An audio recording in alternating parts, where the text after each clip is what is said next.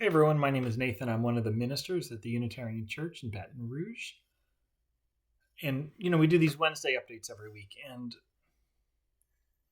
I wanted to talk to you a little about the elections. We had one, this is in Louisiana last week, and we're going to have runoffs again next month. But I wanted to talk about how I've talked to my kids about the election results. So in our state, Jeff Landry just won the gubernatorial election. And it's tricky as a minister to talk about politics because, well, the church should never become a tool of the state, which is to say, it doesn't matter who is elected. The church's job is to hold every elected official accountable to a sense of justice and as the way the world should be or could be. So, doesn't matter the political party, the person who is elected, we have to hold all of them accountable equally. In this case, the governor who was elected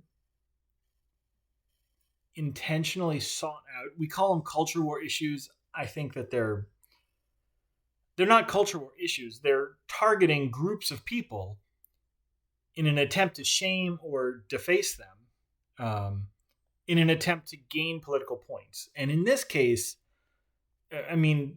our governor-elect has done a lot of different things, but the one that I'm thinking of is he's intentionally targeted libraries and gone after any books that happen. He claims it's to protect the kids, whatever that means. But really, it is targeting books that mention gay or trans sexuality in any particular way. He chose to do that, and he chose Duran to be in charge of this state, knowing that there are trans residents in this state who he is now going out of his way to make sure they will not have access to medical care and to books that could affirm their mere existence, right? So here's what I talk to about my kids, because I don't want to sort of push my ideology on them. I don't want to push my politics on them, but I want them to understand how to live in this world. And so I said, look, our state elected someone to be governor who made promises to make sure that kids whose gender did not match the more conservative binary of gender, his election makes it much more difficult for those kids. And for any kid whose gender doesn't match these needlessly rigid gendered binaries, right? And so I told him, you have to know now that at your school, some of the kids are going to be less safe than they were before he was elected.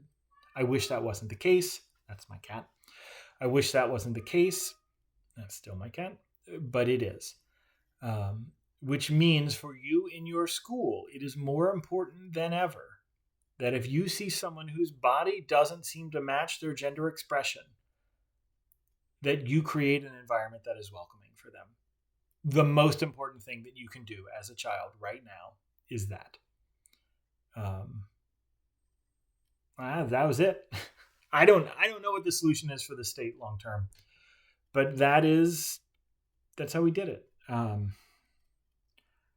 Everyone who runs for office has flaws, and it's easy to fall into these partisan camps.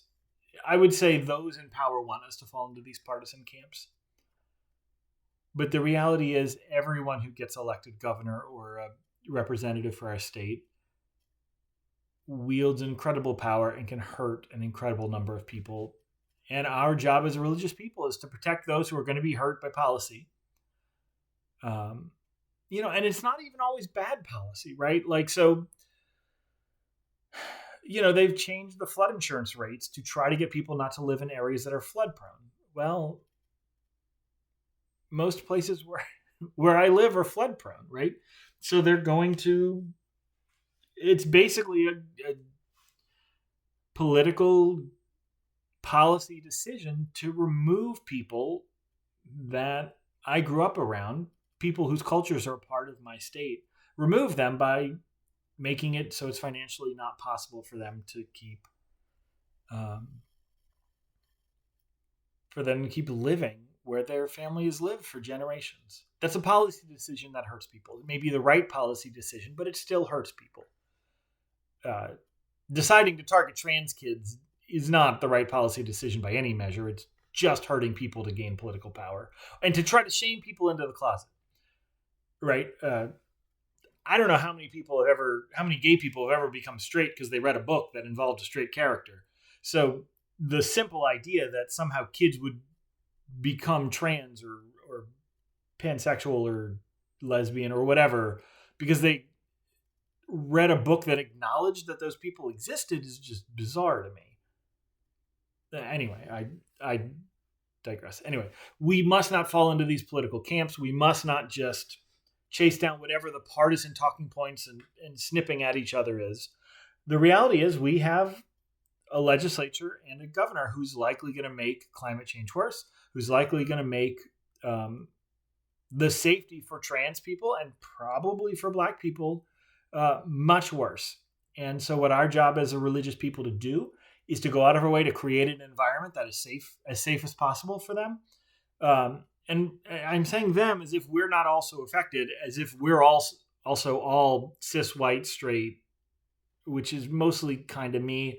So I'm talking more for me. But we have an obligation to work hard to make this state safer for everyone. And, I believe deep down, ideologies that push people into the closet are perpetuated because people feel like they're not safe being themselves. So the people who are pushing these dangerous ideologies, we need to go make it safe for them to be themselves and love the hell out of them. There you go. That's it. That's how I talk to my kids about this mess. There you are. I'll see you on Sunday if you're local. And otherwise, you can always watch us online.